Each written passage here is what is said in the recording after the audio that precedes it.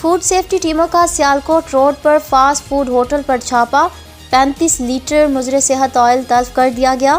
قوانین کی سنگین خلاف ورزیوں پر 2 ہوٹلز کو 70,000 سے زائد جرمانہ عائد کیا گیا۔ Director general Punjab food authority Mudassar Riaz Malik کی ہدایات پر deputy director operations Gujranwala Umar Farooq کی سربراہی میں فوڈ سیفٹی ٹیموں کی ملاوٹ کرنے والوں کے خلاف تابڑتوڑ کارروائیاں جاری ہیں۔